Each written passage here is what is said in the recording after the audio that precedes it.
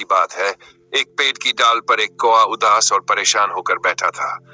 उसकी आंखों से आंसू बह रहे थे। पेड़ के नीचे एक बुजुर्ग बैठे थे जिन्होंने कौए की परेशानी देखी। उन्होंने कौए से पूछा, बेटा क्यों रो रहे हो?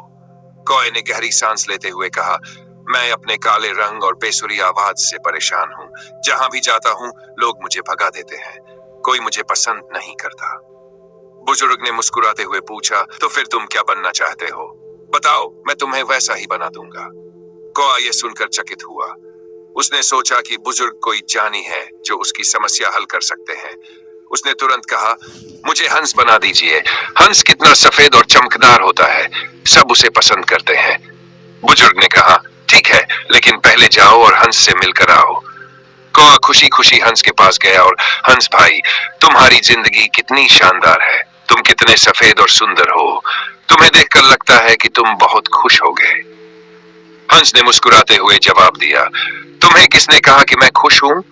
मेरा सफेद रंग कोई खास नहीं है। जब पानी में तैरता हूं तो इस रंग की वजह से दूर से नजर नहीं आता। मैं खुद अपनी जिंदगी से संतुष्ट नहीं हूं।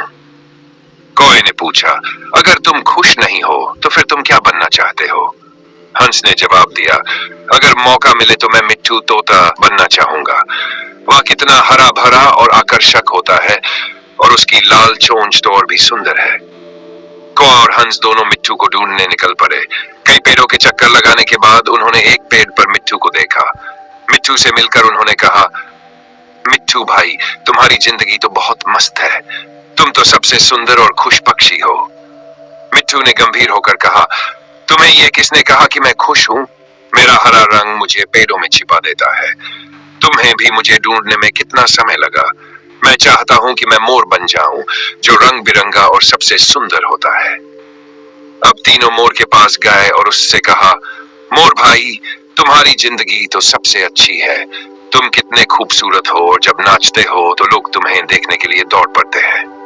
मोर ने दुखी होकर कहा, तुम्हें किसने कहा कि मेरी जिंदगी अच्छी है? मेरी सुंदरता ही मेरी सबसे बड़ी समस्या है। शिकारी हमेशा मेरे पीछे पड़े रहते हैं। मुझे हर वक्त डर रहता है कि वे मेरे सुंदर पंख नोच लेंगे। काश मैं भी कौए की तरह साधारण होता, जिसे कोई परेशान नहीं करता। यह सुनकर कौआ सोच में पड़ गया। वह वापस बुजुर्ग के पास लौटा और बोला, नहीं, मुझे हंस नहीं बनना। मुझे अब समझ आ गया है कि मैं जैसा हूं वैसा ही ठीक हूं। मेरी अपनी खूबियां हैं जो दूसरों के पास नहीं है। इस कहानी से हमें यह सीख मिलती है कि हमें अपनी तुलना दूसरों से नहीं करनी चाहिए। हर व्यक्ति अपने आप में खास है। सूरज और चांद की तरह सबकी अपनी अपनी अहमियत और चमक है। जब आप दूसरों से अपनी तुलना करते हैं तो आप अपनी ही काबिलियत का अपमान करते हैं।